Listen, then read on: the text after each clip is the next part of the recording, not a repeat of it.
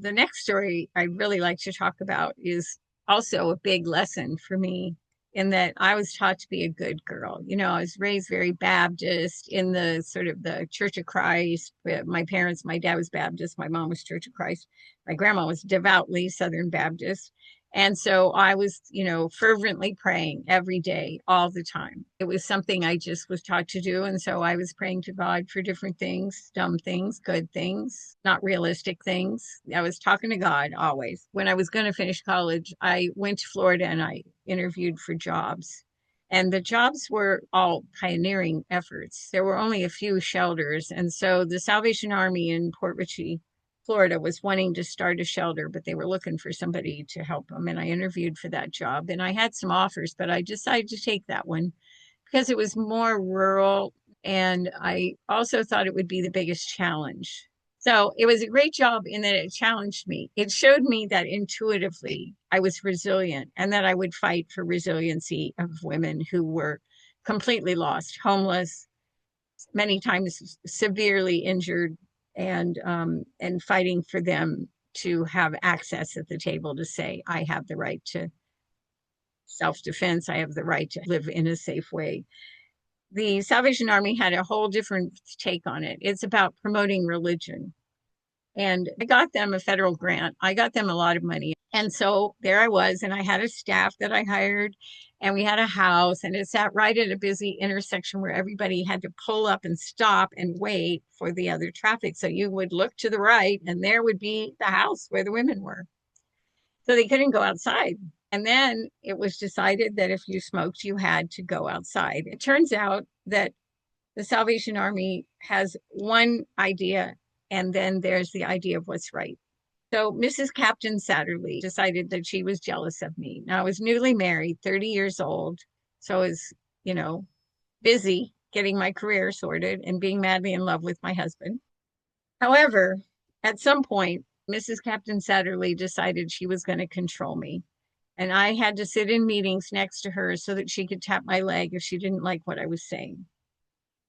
So I said, if you tap my leg, I'm just going to talk louder and harder and longer because no, I'm not going to be controlled that way. So she got really angry. And at some point, I had a woman who came who had a broken leg and she couldn't go outside.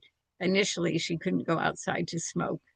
So I wrote in the nightly journal that she could sit in the kitchen with the window open and that's where she could smoke. So the next day, I get called into Captain Satterley's office and I'm fired. And I'm sitting there, and they said, you can't go back to the shelter. You can't say goodbye to the women. You can't get any kind of closure. And we've packed up your things, but we're going to go through everything because they thought I had some magic wand because I'd raised all this money. And they're going to, you know, figure it out. They took the pictures of my child, my diploma. They took everything.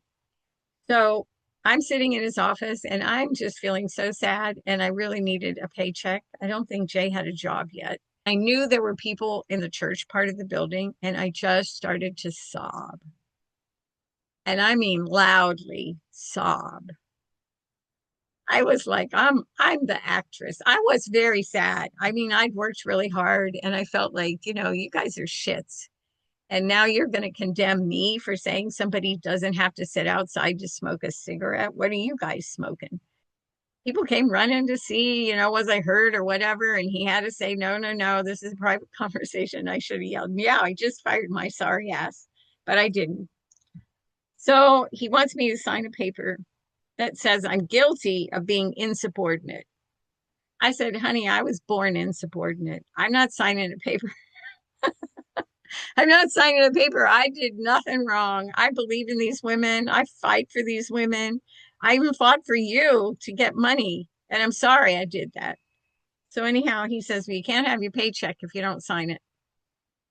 So I left. I had to get an attorney to get my paycheck.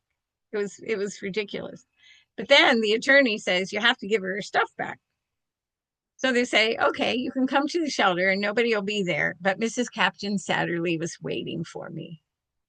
And I was just like, wow, this is a gift.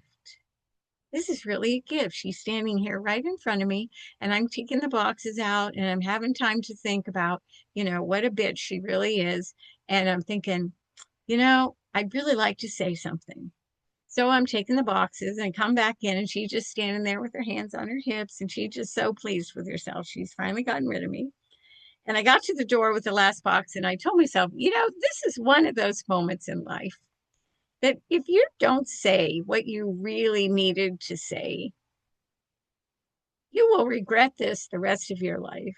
And if you do say it, it's going to be the best story ever. I turned around and I put the box down and I looked her straight in the face and I stepped forward. I mean, she was horrified of me. And I said, "You are the meanest woman I have ever met.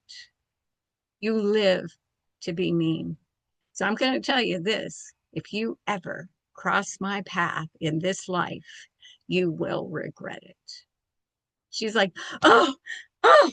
It was all I could do to keep from laughing. I mean, she was like gonna pass out. I don't know. And I pick up the box as if I hadn't done anything. And I get in the car and I realized, oh my God, my paycheck was laying on the table and I didn't take it.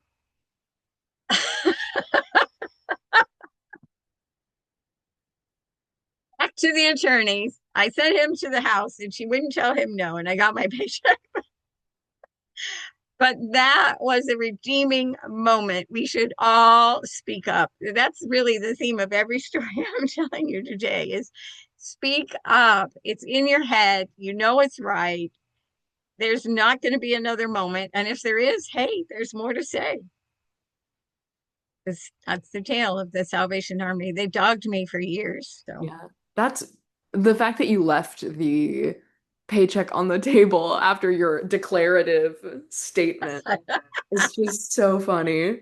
Oh my I was thinking goodness. when I got in the car, does this mean she's going to cross my path?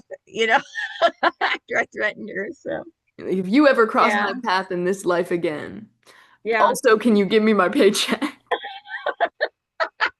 If I had moved forward to get it, she probably would have like screamed bloody murder because she thought I was going to hit her, but I wasn't going to hit her. It wouldn't occur to me anyway, but she wasn't worth hitting.